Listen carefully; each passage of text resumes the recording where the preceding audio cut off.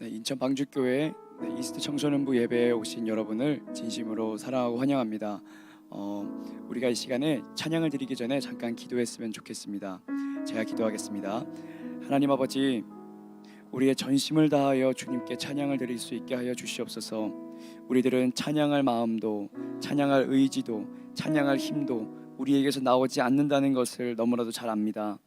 우리가 어떤 흥을 자아내고 어떤 우리들의 즐거움을 자아내서 우리가 찬양을 하는 것이 아닌 하나님께서 주시는 참된 기쁨과 그 만족감을 가지고 주님께 마땅히 올려드릴 그 찬양을 드릴 수 있게 하여 주시옵소서.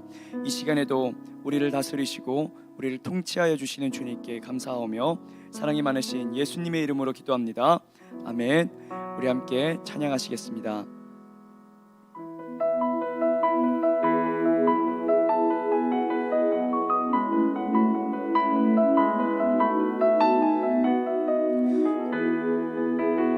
부활하신 주님께서 우리들의 삶을 다스리실 것입니다.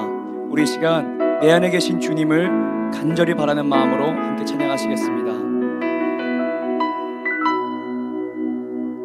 굳게 닫힌 돌문을 열고 죽음을 이기신 주, 절망이 몰려올 때도 눈 들어 주를 보내. 잊지 못할 생의 자금과 현실의 불안함 앞에 절망이 몰려올 때도 눈 들어 주를, 다시 한번 고백합니다. 굳게 닫힌 돌문을 열고 죽음을 이기신 주, 절망이 몰려올 때도 눈 들어 주를 보내. 잊지 못할 생의 자금과 현실의 불안함 앞에 절망이 몰려올 때도 눈 들어 주를 보내. 예수 죽으시고 부활하신 온 땅의 왕 주의 주, 사망 권세 이기고 언제나 온 땅 다스리네. 예수 죽으시고 부활하사 우리 안에 계신 주, 주의 부활 생명이 우리 삶을 비추시.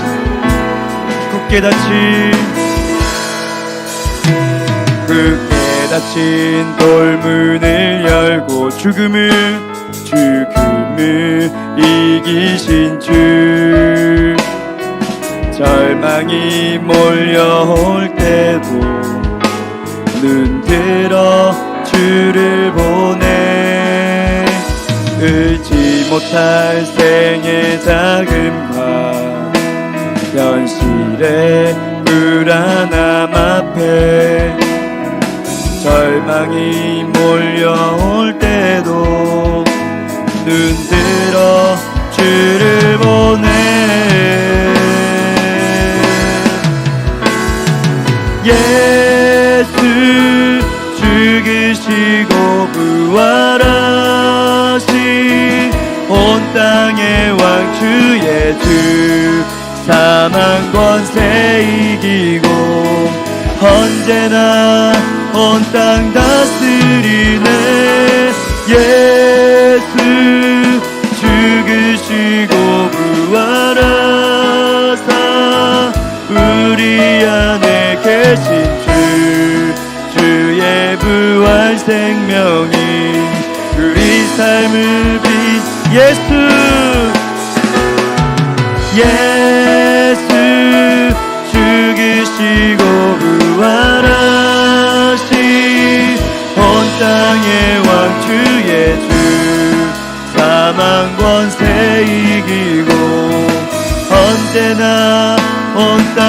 다스리네. 예수 죽으시고 부활하사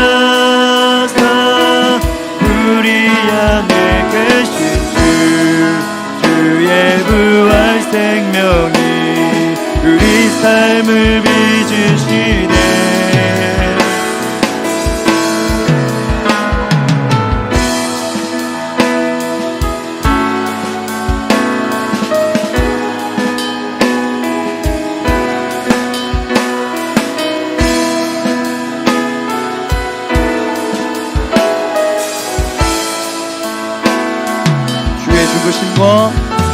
주의 죽으심과 함께 죽고 주의 사심과 함께 살리.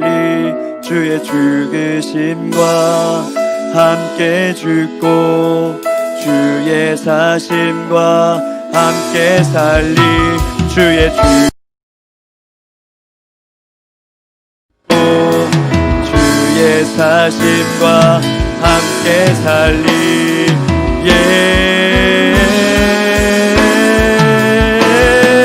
예수 죽으시고 부활하시 온 땅의 왕 주의 주 사망 권세 이기고 언제나 온 땅 다스리네.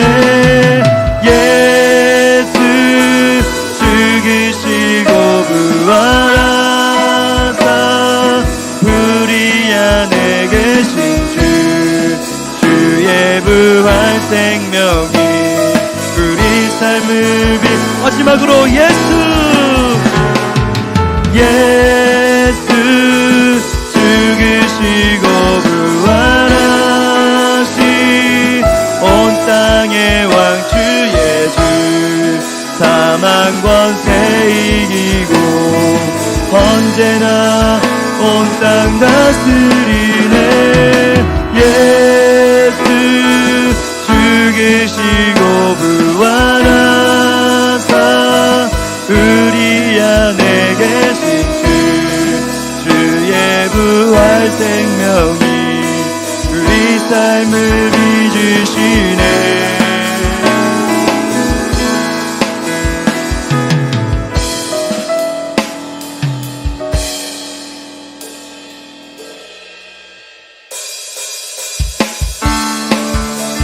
우리 함께 주님 안에서 기뻐하며 우리 주님을 찬양합시다. 우리 온 맘 다하여 전심을 다하여 주님을 기뻐합시다. 주 안에서 기뻐해. 주 안에서 기뻐해. 주님 주신 기쁨으로 기뻐하라. 주 안에서 기뻐해. 주 안에서 기뻐해. 우리의 힘은 주. 다시 한번 주 안에서 기뻐해. 주 안에서 기뻐해. 주 안에서 기뻐해. 주님 주신 기쁨으로 기뻐하라. 주 안에서 기뻐해. 주 안에서 기뻐해. 우리의 힘은 주. 다시 한번 주 안에서 기뻐합니다. 주 안에. 주 안에서 기뻐해. 주 안에서 기뻐해. 주님 주신 기쁨으로 기뻐하라. 주 안에서 기뻐해. 주 안에서 기뻐해. 우리의 힘은 주를 기뻐하는 것. 온 맘 다하여 찬양합니다. 기뻐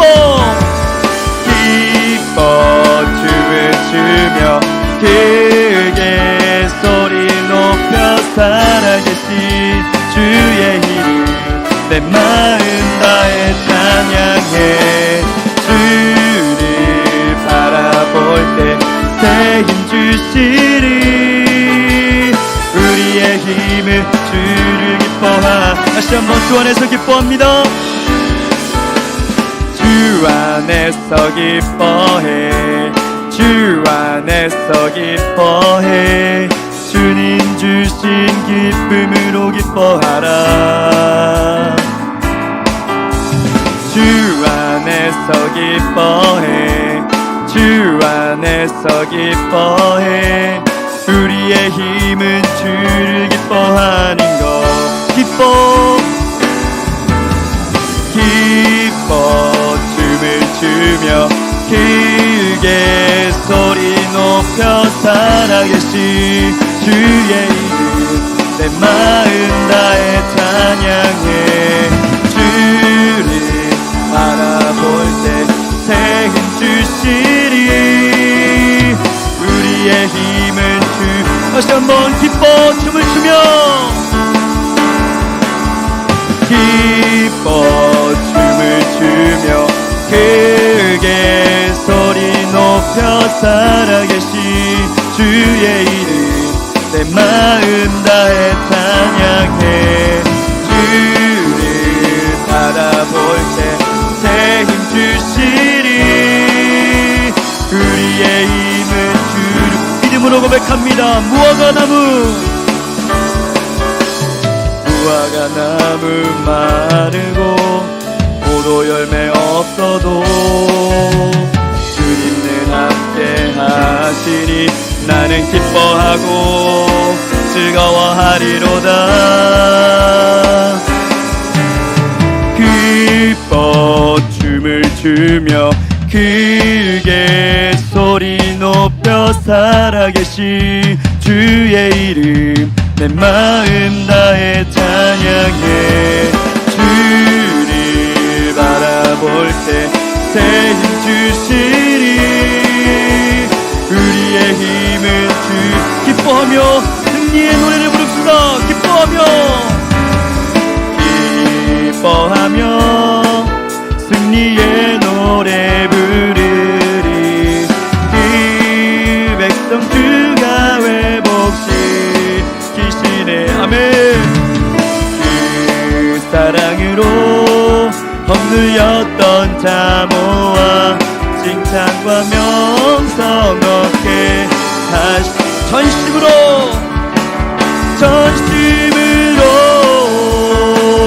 기뻐하리 전능의 왕 함께 하시네 기뻐 외치며 주께 두 손 들리 춤을 추며 춤추며 왕께 찬양해 모든 원수리 면하신 주님 전능의 왕 다시 한번 기뻐하며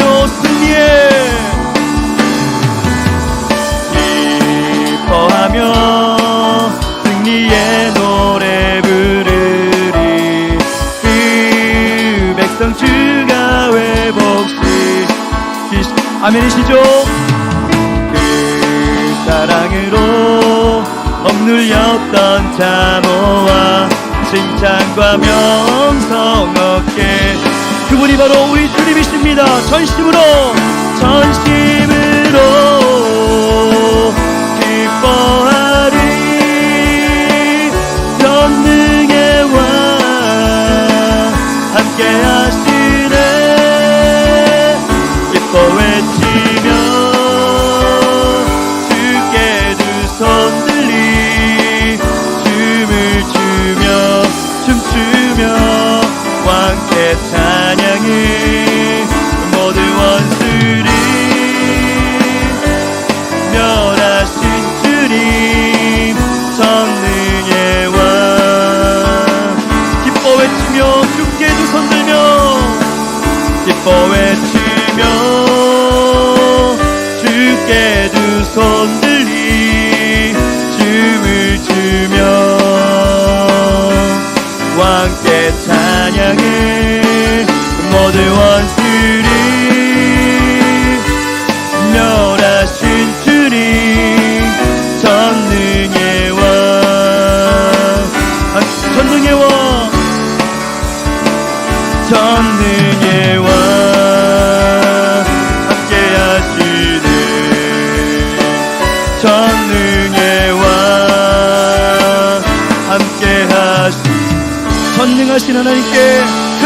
박수 올려드리겠습니다.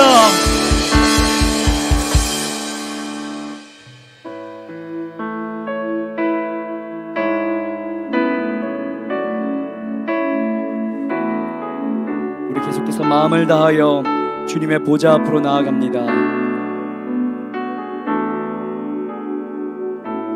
우리 보좌 앞에, 우리 보좌 앞에 모였네.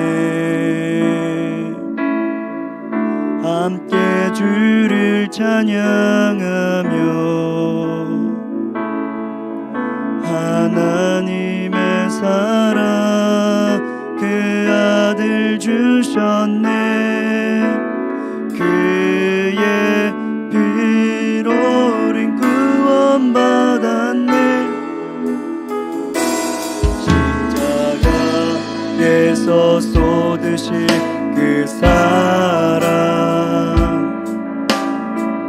강같이 온 땅에 흘러 각 나라와 족속 백성 방언에서 구원받고 주 경배드리네.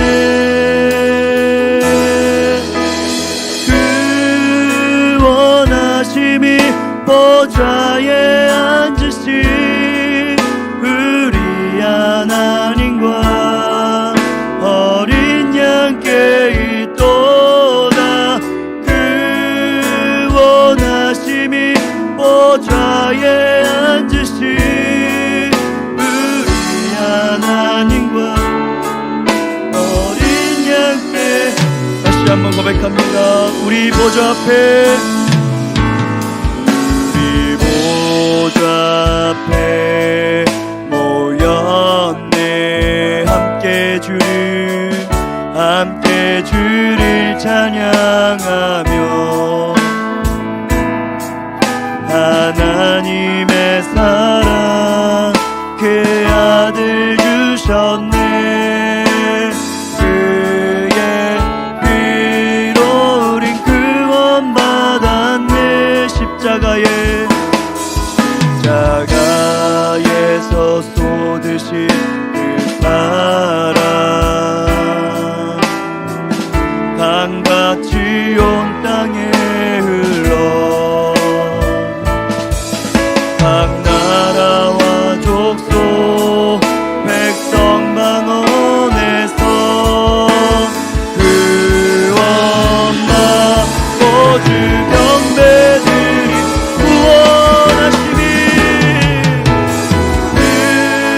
구원하심이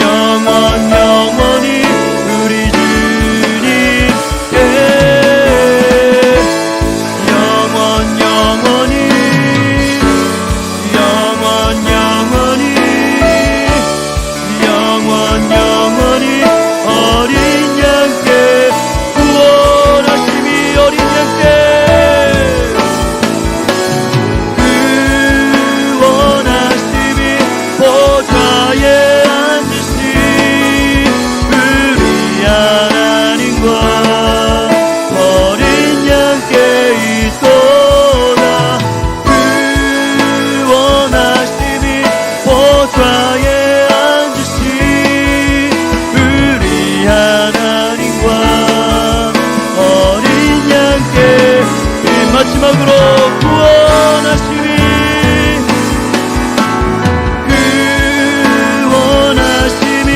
보좌에 앉으신 우리 하나님과 어린 양께 있도다.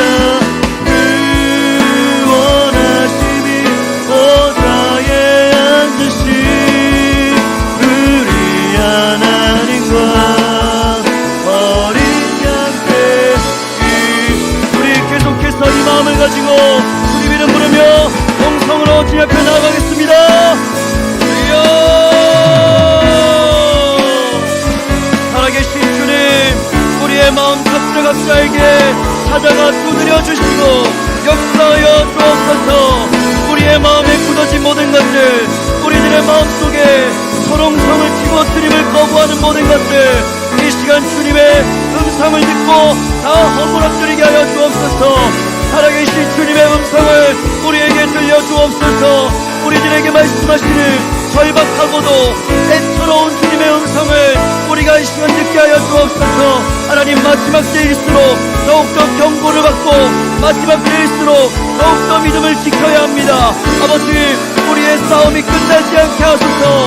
우리의 싸움이 주님과 함께하는 영적인 싸움, 거룩한 싸움이 되게 하소서.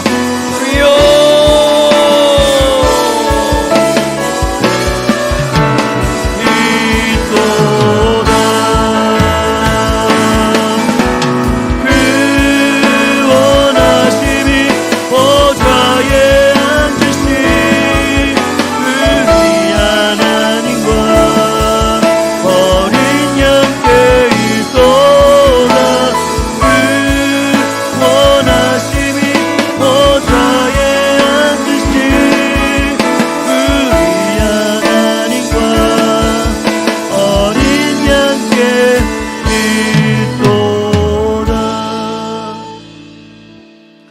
사랑이 많으신 아버지 하나님, 우리의 능력 바로 주님께 있습니다. 우리의 모든 것이 주님께로부터 온다는 것을 믿고 이 시간 예배를 우리들의 전심을 다하여 집중하게 하여 주옵소서. 영상이 아니라 예배입니다. 아버지, 시청이 아니라 주님께 드리는 번제입니다. 성령님, 우리들의 마음을 선별하여 주시사 우리들의 마음이 구별되어 우리들의 마음의 예물을 주님께 드리는 이 시간이 되게 하여 주옵소서. 하나님, 이 시간에는 하나님께서 주신 말씀대로 그 마음대로 아버지, 부족하지만 이 말씀을 들고 섰습니다. 이 부족한 주의 종이 자신을 나타내는 것이 아니라 아버지를 나타내고 아버지의 음성을 생생하게 재현해낼 수 있는 아버지, 이 시간이 되게 하여 주시옵소서. 주님, 모든 영광을 주님께 맡겨드립니다. 주님께서 홀로 받으시고 하나님께서 홀로 높임받아 주시옵소서. 우리와 함께해 주시고 우리들에게 새날을 허락하여 주실 주님을 기대하오며 사랑이 많으신 십자가를 지신 예수 그리스도의 이름으로 기도합니다. 아멘. 네, 반갑습니다. 우리 하나님의 말씀 우리 함께 보시겠습니다. 우리 하나님 말씀 마태복음 34장 10장입니다. 미안해요. 마태복음 10장 34절로 39절입니다. 자, 마태복음 10장 34절에서 39절까지의 말씀입니다. 마태복음 10장 34절부터 39절까지 말씀입니다. 마태복음 모르는 사람 없죠? 신약성경 가장 첫 번째에 있는 책입니다. 마태복음 10장 34절부터 39절까지 저와 여러분이 한 절씩 번갈아 가면서 우리 교독하겠습니다. 마지막 절 39절은 합독하도록 하겠습니다. 제가 먼저 읽겠습니다. 내가 세상에 화평을 주러 온 줄로 생각하지 말라. 화평이 아니요 검을 주러 왔노라.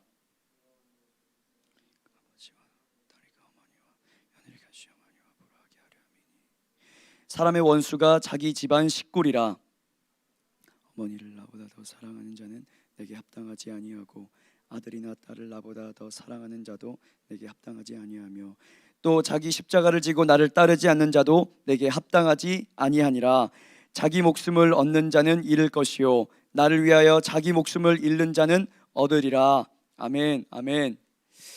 네, 여러분 반갑습니다. 오늘은 우리의 싸움은 계속될 것이다 라고 하는 제목으로 하나님의 말씀을 함께 나눠보도록 하겠습니다.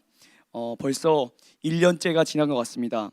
제가 1년 전에 길을 가다가 어떤 아저씨 한 분을 만났어요.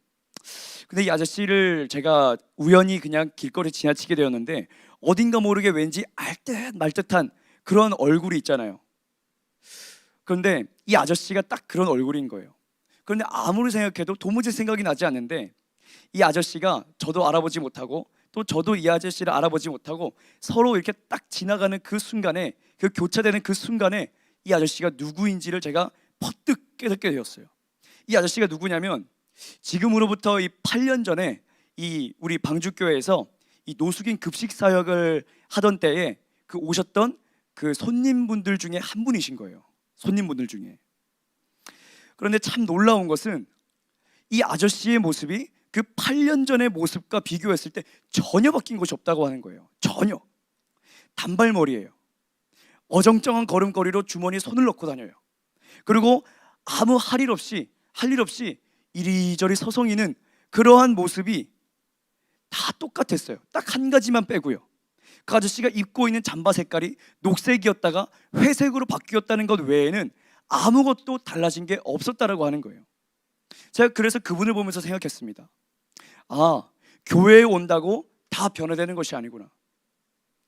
교회에 와서 밥도 얻어먹고 또 우리 그 노숙인 급식 사역할 때 말씀도 전해 주었어요.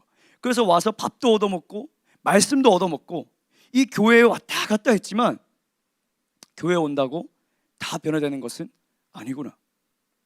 제가 그 아저씨를 보면서 그런 생각을 했어요.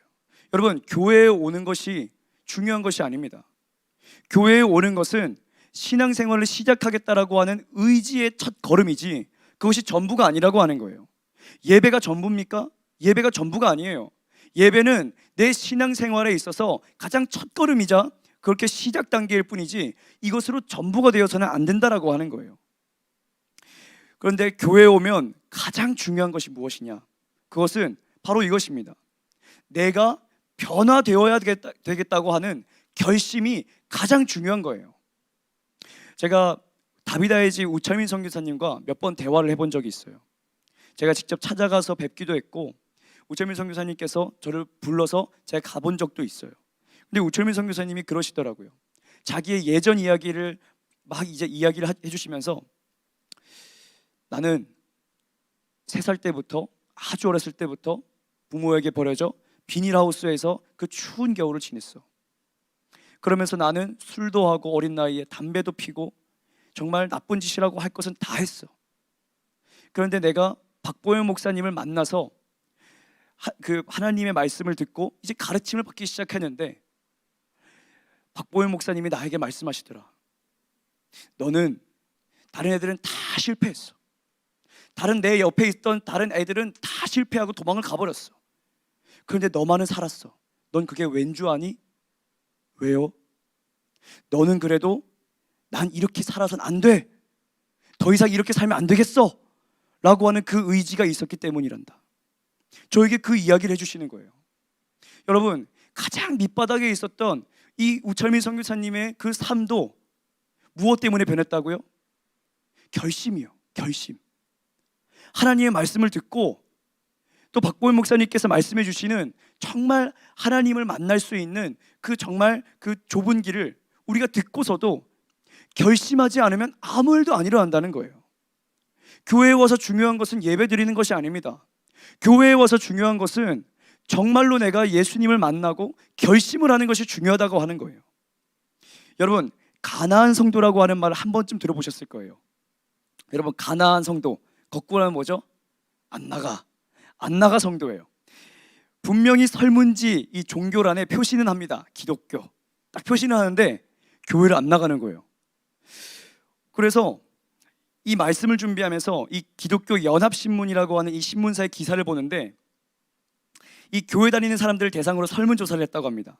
근데 이 가나안 성도의 숫자가 1998년부터 2012년까지 약 11%였대요. 11%. 그래서 또 한 번 조사를 했다고 합니다. 이번에 2017년에 나온 통계가 몇 퍼센트냐면 다시 같은 내용으로 조사를 했더니 무려 23%가 되었어요. 여러분, 2012년부터 2017년까지 몇 년 지났죠? 5년 지났어요. 5년 만에 2배 이상 가나안 성도가 급증했다라고 하는 거예요. 단 5년 만에요. 5년 만에 2배 이상 늘어나는 것도 힘든데 가나안 성도, 교회를 안 나가는 성도들이 급증했다고 하는 거예요. 그래서 왜 이렇게 교회를 안 나가게 되었을까? 그것을 제가 그 기사를 계속 보니까 이유가 정말 다양해요. 자, 1위 구속받기 싫어서, 그리고 2위 목사님들의 부정적인 모습 때문에, 3위 교인들이 이기적이어서, 4위 시간이 없어서. 여러분, 많은 이야기를 들어서 변명을 했지만 자기가 빠져 있는 거예요. 다 목사님 탓이고 간섭받기 싫고 또 교인들이 다 이기적이야. 나는 바빠서 안 돼. 다 뭔가 변명을 대지만 자기가 빠져 있는 거예요. 다 변명이에요. 다 변명이에요. 여러분, 만약에 하나님께서 내게 찾아오셔서 내가 너의 구세주야, 내가 너를 만나기 위해서 지금 이 자리에 왔어, 그렇게 말씀하신다면 예수님 안 믿을 사람들이 어디 있겠어요? 내게 어떠한 상처를 준 사람이 있어도 다 이겨내고 그것들을 다 감수하고서라도 내가 예수님을 믿을 거라고 하는 거죠. 그런데 변명이 너무 많아요. 간섭받기 싫어요. 교회는 목사님들이 별로예요. 교인들은 이중적인 모습이에요. 다 변명이라고 하는 거예요. 예수님을 정말 만나지 못했기 때문에 그 사람이 가나안 성도가 되는 거라고 하는 것이죠. 여러분, 저는 오늘 우리들도 마찬가지라고 생각해요. 교회에 왔어도 변화되어야겠다라고 하는 결심, 내가 예수 그리스도를 믿어야 되겠다고 하는 결심, 그 결심이 내게 있지 않으면 아무 일도 일어나지 않는다고 하는 거예요. 결국은 교회를 떠나고 이 코로나 시대에 예수님도 떠나버리는 비극적인 결말을 맞게 될 거라는 사실입니다. 제가 지난 크리스마스에 이 철로역정 이 영화를 처음 보았어요. 솔직히 여러분, 기독교 미디어가 뭘 재밌어요. 재미 하나도 없잖아요. 고개 끄덕거리는 거 보소. 기독교가 별로 재미없단 말이에요. 그래서 큰 기대를 안 하고 봤어요. 그림체도 별로네. 뭔가 너무 유치할 것 같은데 별로 기대 안 했어요. 근데 보면서 생각이 달라졌어요. 이게 은혜가 있는 거예요. 이 주인공 크리스천이 이 십자가 동산에 딱 올라가는데 이 무겁게 짊어졌던 그 죄의 짐이 갑자기 그 끈이, 그 가방끈이 불타듯이 팍 타버리면서 이 거대한 짐이 또르르 굴러다가 어디에 묻히죠? 돌무덤에 쾅 하고 묻히고 문이 탁 닫혀요. 그리고 그 홀가분한 마음으로 이제 내가 죄의 짐이 벗어졌다, 예수 그리스도의 십자가를 만나서 이제 내가 예수 그리스도로 말미암아 죄의 짐이 완전히 해결되었다, 막 기쁨의 감격에 차서 막 펄쩍펄쩍 뛰면서 이런 노래가 나오기 시작하죠. 믿음의 주여 소망 되소서 하는 그런 막 노래가 나와요. 그래서 저도 그걸 보는데 정말 눈물이 나는 거예요. 왜냐하면 저도 예수님을 처음 만났을 때 그 감격이 기억이 나는데, 그 십자가 거기서 비치는 그 빛이 아른아른거리는 게 제 마음속에 비치는 것 같더라고요. 그래서 너무너무 은혜를 받았는데, 제가 이 영화를 보면서 가장 주목해서 본 게 뭐였냐면 이 크리스천의 옷이 자꾸만 변화되더라고 하는 거예요. 옷이 변화가 돼요. 자, 처음에는 이 멸망의 도시, 그때는 무슨 옷을 입고 있었죠? 더러운 누더기 옷을 입고 있었어요. 그런데 죄의 짐이 벗고 난 이후에는 그 다음에는 어떤 옷을 입죠? 깨끗한 옷으로 천사가 와서 갈아입혀 주기 시작해요. 근데 거기서 끝나나요? 여기서 끝이 아닙니다. 그 다음에 어떤 문지기의 집에 들어갔더니 그 다음에는 어떻게 되죠? 이 새 옷이 갑옷으로 갈아입혀져요. 여러분, 이게 뭘 말하는 걸까요? 신앙생활은 변화무쌍한 전쟁이라고 하는 거예요. 전쟁. 예수님을 만나서 구원받고 끝나는 게 아니라 그때부터가 진짜 치열한 전쟁의 시작이라고 하는 거예요. 내가 정말 구원을 받았다면, 그때부터 내가 예수님의 제자가 되고자 한다면 이제부터 누구든지 이 영적인 전쟁을 아무도 피할 수가 없다는 게 우리들에게 있어서 가장 확실하고 가까운 사실이라고 하는 거예요. 그래서 오늘 우리가 본 이 마태복음 10장의 말씀은 한 가지 닉네임이 있습니다. 별명이 있어요. 그게 뭐냐면 제자 파송 설교예요. 제자 파송 설교. 여러분, 예수님께서 별 볼 일 없는 이 12명의 이 제자들을 불러 모으셨어요. 한번 직업 나열해 볼까요? 어부, 그리고 매국노, 세리죠. 매국노, 또 암살자, 이제 막 열심당원, 막 암살자잖아요. 막 뭐라 그래야지, 뭐 말하자면 뭐 의사 그런 거죠. 뭐 열사 이런 거죠. 윤몽길 의사, 열사, 뭐 의검 하잖아요. 막 암살자가 있었어요. 암살자 있었고 또 누가 있었어요? 누가 있었어요? 그다음 기억 안 나요? 하여튼 다양한 직종의 사람들이 있었다라고 하는 거예요. 그런데 이 별 볼 일 없는 사람들을 제자로 부르셔서 이제 영적인 권위를 주시고 세상에 파송하시는데, 그 세상에 하나님 나라를 전파하게 하시기 전에 당부하신 그 바로 직전의 말씀, 파송하시기 바로 직전의 말씀이 바로 우리가 본 이 마태복음 10장이에요. 그런데 이 39절부터 34절부터 이 39절의 말씀이 바로 이 제자 파송 설교의 핵심 중에 핵심이라고 하는 거예요. 그래서 10장에 어떤 말씀이 있는지 잘 몰라도 돼요. 우리가 오늘 본 34절부터 39절까지의 말씀만 보면 제자가 어떤 사람인지를 분명하게 깨우칠 수 있다라고 하는 거예요.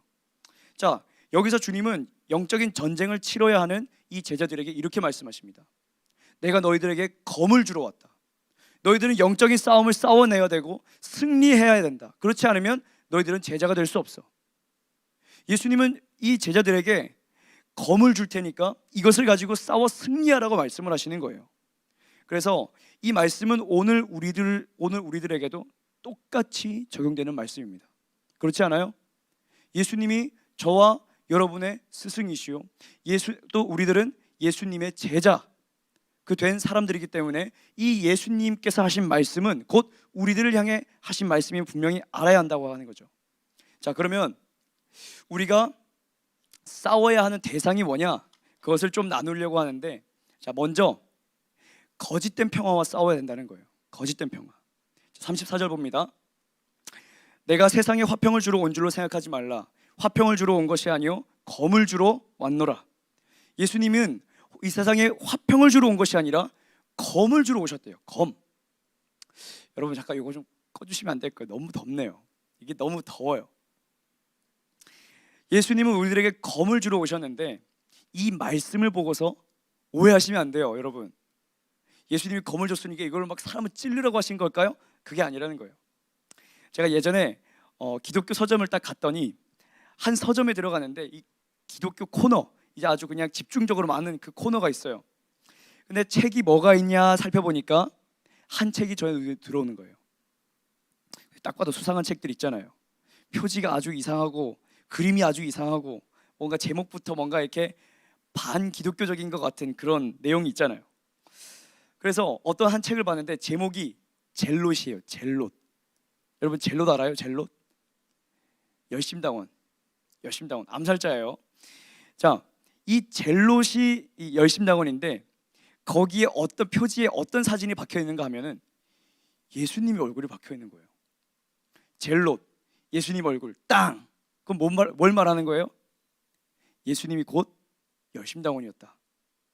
여러분, 예수님이 언제 칼을 가지고 와가지고 사람 막 죽여라 이렇게 말씀하신 적 있어요? 그러신 적이 없어요. 성경을 단 한 번만 읽어봐도 예수님은 우리들에게 어떤 사랑을 베풀라고 하셨는지 분명히 알 수 있는데, 지금 이 책을 쓴 저자는 유명한 종교학 교수예요. 근데 이 교수가 자기가 주장하고 싶은 게 뭐냐면 예수는 열심당원이었다예요. 열심당원이었다. 이것은 완벽하게 틀린 거죠. 여러분, 예수님은 절대로 열심당원이 아니셨어요. 그러면 이 말씀의 의미가 뭐냐? 내가 너희들에게 화평이 아니고 검을 주러 왔노라. 이 말씀의 의미가 뭐냐? 그것은 다른 말로 내가 너희들에게 거짓된 평화를 다 제거하라고 검을 주러 왔노라, 이거예요. 거짓된 평화를 없애버리라는 거예요. 이해되세요? 이해되세요? 이해되시죠? 네, 거짓된 평화를 다 제거하라고 하는 거예요.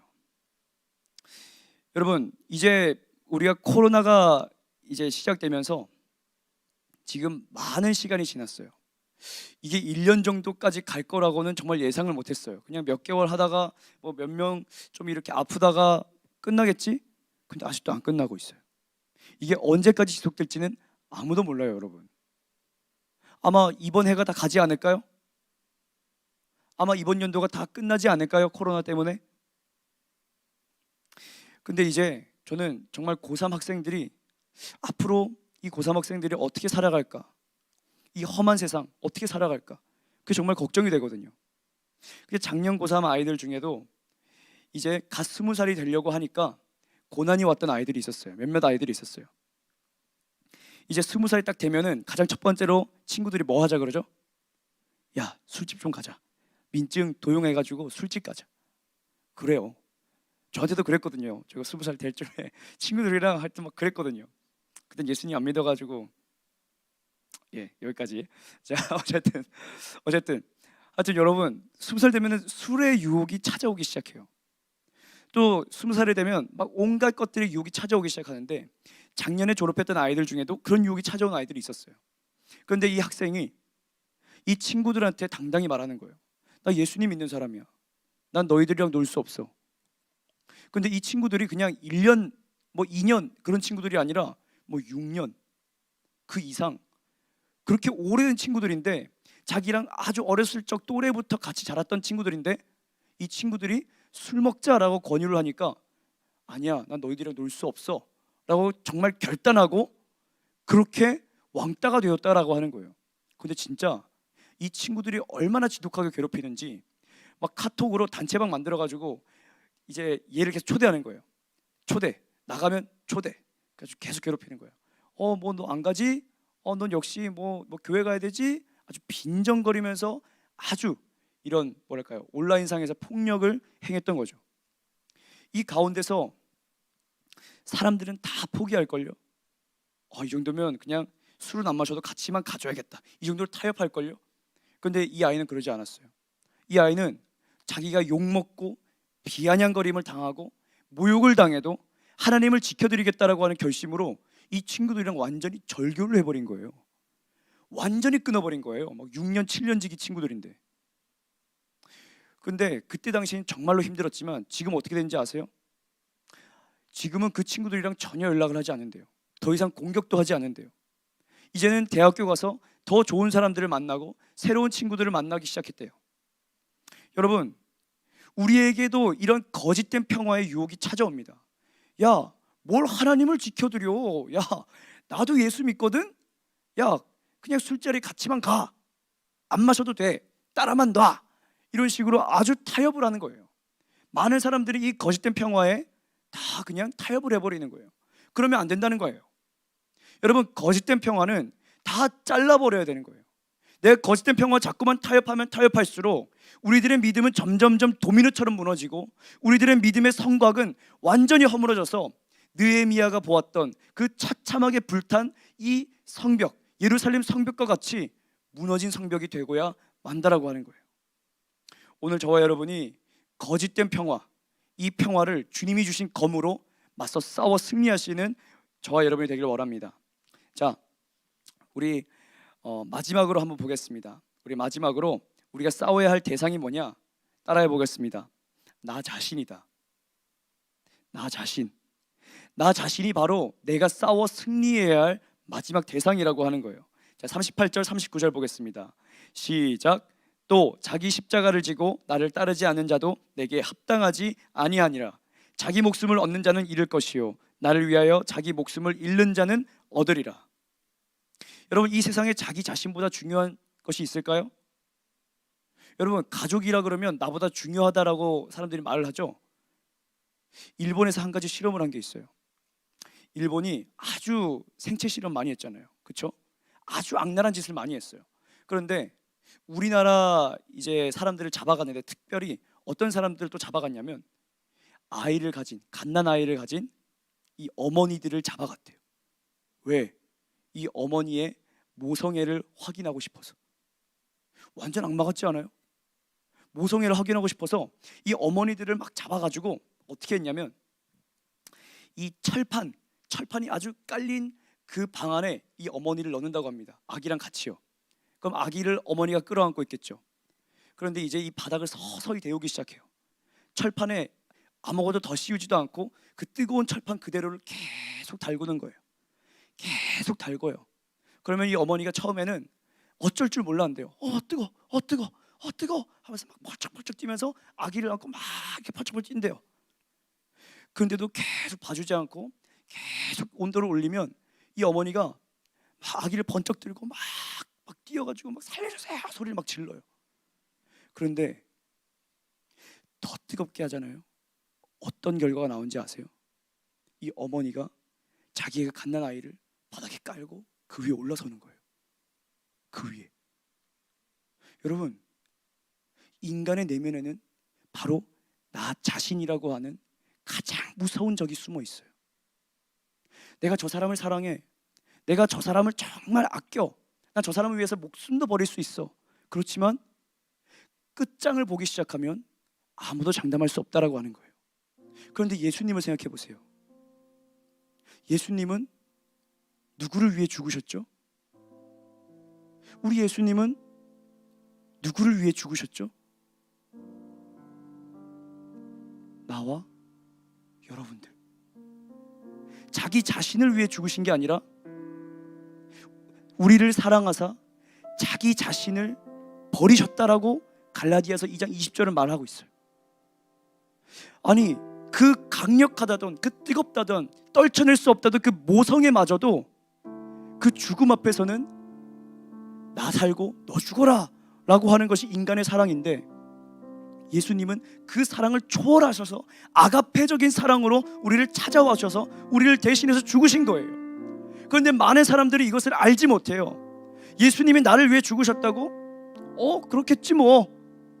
저거 종교적인 말이겠지 뭐. 여러분 그거 아세요? 그런데 예수님의 십자가 사건은 역사적인 사건이라고 하는 거, 사람이 만들어낸 관념이 아니라 실제 역사 속에 기록이 되어 있어요. 실제로 많은 사람들이 이 십자가 사건, 이 실제로 일어났던 그 사건을 믿음으로 받아들여서 나도 이제 예수님과 같이 십자가에 달려 죽겠다라고 결심하고 자기의 목숨을 버렸던 많은 수많은 그러한 희생했던 사람들이 있어요. 여러분, 우리가 믿는 예수님이, 우리가 받아들인 이 복음이 가짜인가요? 그렇지 않아요. 우리가 받아들인 이 복음, 나를 위해 죽어주신 예수 그리스도, 그분이 바로 나의 그리스도이시요, 그것이 바로 우리들에게 진리로서 받아들여져야 된단 말입니다. 그런데 우리들은 얼마나 많은 순간 나를 위해 살아가요. 나 먹이고, 나 어떻게든 입히고, 나 어떻게든 편하게 살려고 그것 때문에 공부하는 거 아니에요? 여러분, 왜 비전이 없나요? 예수님을 위해서 살아가겠다라고 하는 어떤 그 찾아다니는 나의 노력이 있다라고 한다면 왜 비전이 안 생기겠어요?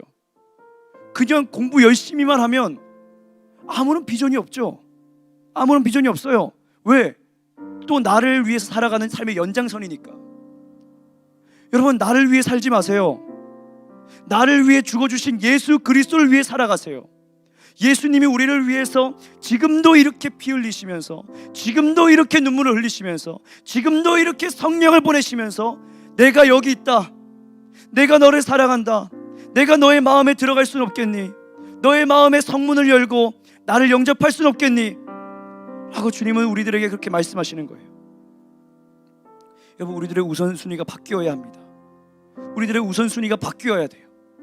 나 자신이 아닌 예수 그리스도로 사는 삶, 그 삶으로 바뀌어야 한다는 겁니다. 제가 이야기 안 하고 마치겠습니다.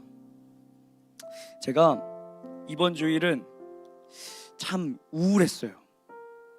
여러분들한테 기쁨으로 살아내고 먼저 이렇게 모범을 보여드렸어야 되는 건데 그러지 못하고 제가 우울하게 살았어요. 우울하게. 왜냐면요, 제가 이렇게 공사를 하게 되면서 점점점 제게 이제 조여오는 그런 압박감이 있는 거예요. 분명히 공사하는 것은 주님의 일이고 정말 합당한 일인데 시간이 부족한 거예요. 기도도 해야 되고 말씀도 해야 되고 또 말씀도 준비해야 되고 찬양 인도도 준비해야 되고 또 금요일은 이제 찬양 싱어를 서로 다락방에 올라갔어요. 그러니까 말씀을 준비할 시간이 전혀 보이지 않는 거예요. 그러니까 압박감은 밀려오고 뭔가 일은 풀리지 않으니까 우울해지더라고요. 이게 언제까지 계속될까? 다음 주도 이렇게 되겠지? 다음 주도 똑같겠지? 마음이 막 우울해요. 근데 다락방에 올라가서 이제 찬양 연습을 하는데 무슨 찬양이 되겠어요, 그렇죠? 내가 해야 할 일이 있잖아요. 이제 금요일 저녁이고 아직 말씀은 한 글자도 준비하지 않았는데, 설교 말씀은 한 글자도 준비하지 않았는데 이게 무슨 찬양 연습이 되겠어요? 마음을 다해서 주님을 찬양하겠어요? 안 된다는 거죠. 그래서 찬양 연습을 하면서 계속 하나님, 저 다음에 거 말씀 준비해야 되는데 아직도 못했어요. 하나님, 다음 말씀 무엇을 준비할까요? 하나님, 이제 시간이 얼마 남지 않았어요. 저 또 잠 못 자는 거 아니에요? 하나님 앞에 막 불평 불만을 토로하면서 막 그렇게 찬양 연습을 하고 있는 제 모습을 보게 되었어요. 그리고 이 찬양 연습을 끝나고 이제 같이 기도하는 시간이 있었습니다. 찬양팀끼리 같이 기도하는 시간에 막 함께 기도하는데 문득 제 마음속에 든 생각, 너는 지금 하나님 앞에 있는 거야. 너가 지금 말씀을 준비하는 것도 하나님을 위해서 하는 것이고, 너가 찬양 인도를 준비하는 것도 하나님을 위해서 하는 것이고, 너가 지금 싱어로 서는 이것 또한 하나님을 위한 것이야. 그럼 너는 지금 이 현재에 집중해야 하지 않겠니? 라고 하는 정답이 제 마음속에 퍽 하고 켜지는 거예요. 마치 형광등이 퍽 하고 켜지듯이 제 마음속에 반짝하고 켜지는 뭔가가 있었어요. 그래서 제가 얼른 회개했습니다. 하나님, 정말 죄송해요. 제가 이것밖에 못해서 정말 죄송해요. 그러나 제가 이 시간에 주님만 찬양하겠습니다. 저 여기 있습니다, 주님. 제 마음이 여기 있습니다, 주님. 그러면서 찬양을 열심히 주님께 마음 집중해서 하는데 정말 은혜가 있더라고요. 다른 사람은 어떤지 잘 모르겠어요. 그런데 그렇게 찬양을 같이 싱어로 섬기는데 제 마음속이 울컥하면서 정말 큰 은혜가 있더라고요. 제가 거기서 한 가지 깨달은 것이 무엇인지 아세요? 한 가지 깨달은 건 뭐냐면, 우선순위가 바뀌지 않으면 절대로 주님의 임재를 경험할 수가 없다라고 하는 거예요. 그러나 반대로 주님의 임재를 경험하는 것은 정말 쉬워요. 여러분, 한번 해보세요. 내가 안 된다라고 하는 이 우선순위, 내가 이것만큼은 주님 앞에 앞세워야 돼. 바쁘고 피곤하고 즐겁고 포기할 수 없는 거야. 가장 귀한 가치야. 그것들이 있다면 이것들을 한번 주님 뒤에 놓아보세요. 그러면 어떻게 되는지 아세요? 여러분들 마음속에 뜨거움이 생기기 시작해요. 여러분들 마음속에 더 거룩하게 살고자 하는 계획과 결심이 서기 시작해요. 정말이에요. 한번 해보세요. 하나님의 임재를 경험하는 것은 정말 쉬워요. 누구든지 주의 이름을 부르는 자는 구원을 얻으리라. 주님의 그 말씀과 그 약속이 오늘도 우리들에게 유효하다는 사실입니다.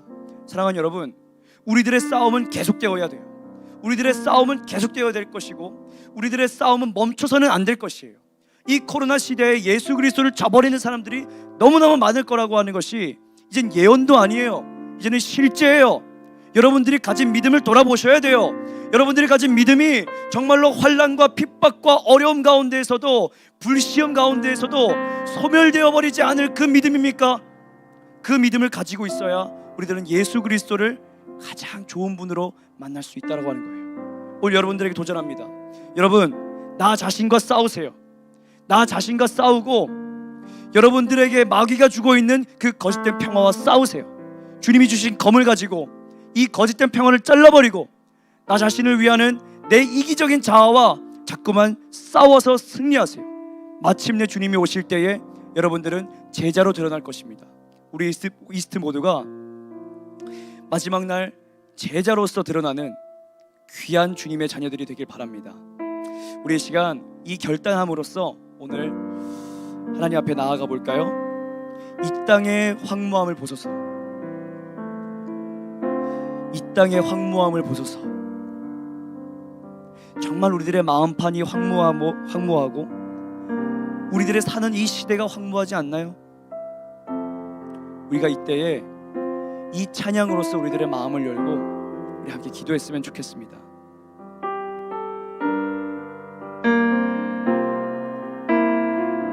함께 고백합니다. 이 땅의 황무함을 보소서. 하늘의 하나님, 긍휼을 베푸시는 주여, 우리의 죄악 용서하소서. 이 땅 고쳐 주소서. 이제 우리 모두 하나 되어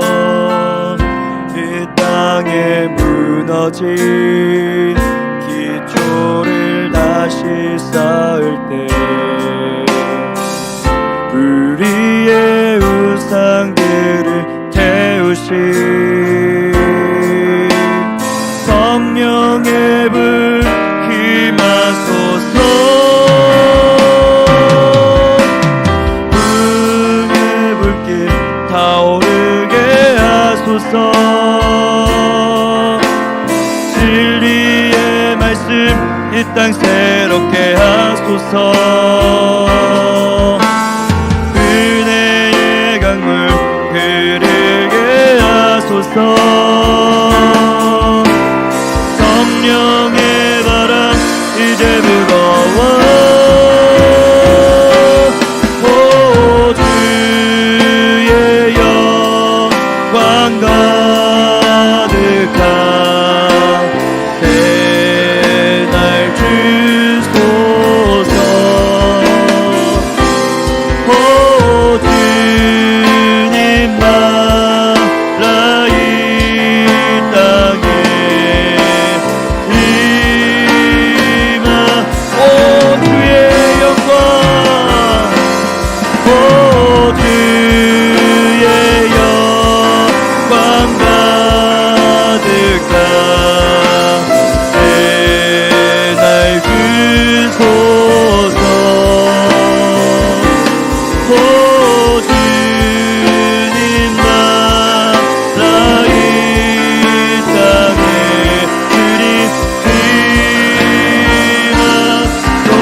우리 시간이 많이 됐습니다. 그러나 우리 1분간만 기도합시다.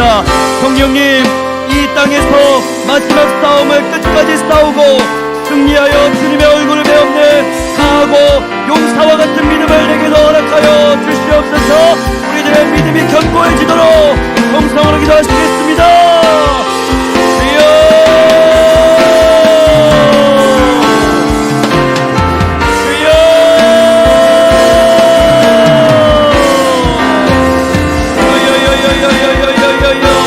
성령께 우리를 강하게 하여 주옵소서. 세상의 어떤 것을 두려워하는 것이 아닌 오직 예수 그리스도의 불꽃 같은 눈동자를 바라보게 하소서.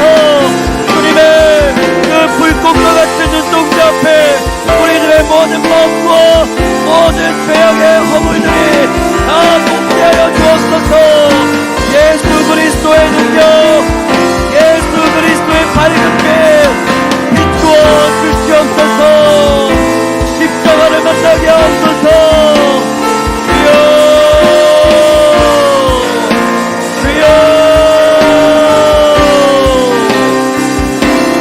주님, 나는 아무것도 내세울 것이 없는 연약하고 추악한 죄인이오나 주님의 사랑을 힘입어 오늘도 나아갑니다.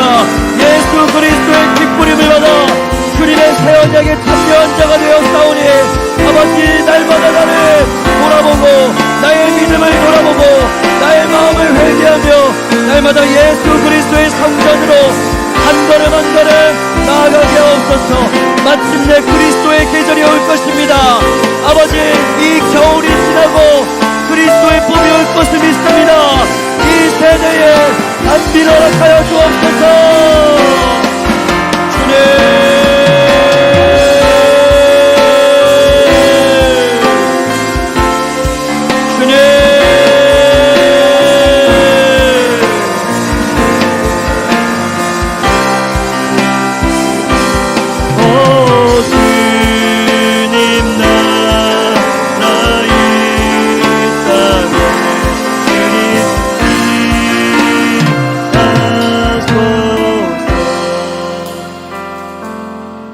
하나님, 그동안 주님을 우리들의 마음속에서 쫓아내보냈던 것을 회개합니다.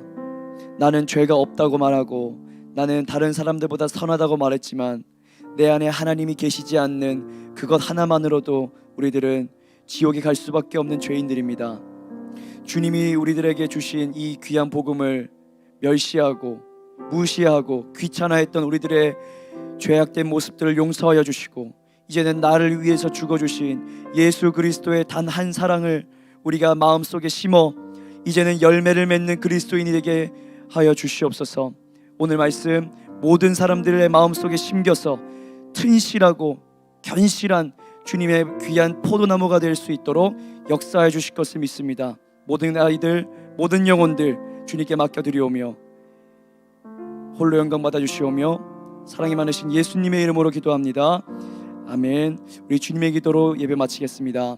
하늘에 계신 우리 아버지여, 이름이 거룩히 여김을 받으시오며 나라의 임하옵시며 뜻이 하늘에서 이루어진 것 같이 땅에서도 이루어지이다. 오늘날 우리에게 일용할 양식을 주시옵고 우리가 우리에게 죄 지은 자를 사하여 준 것 같이 우리의 죄를 사하여 주시옵고 우리를 시험에 들게 하지 마시옵고 다만 악에서 구하옵소서. 대개 나라와 권세와 영광이 아버지께 영원히 있사옵나이다. 아멘.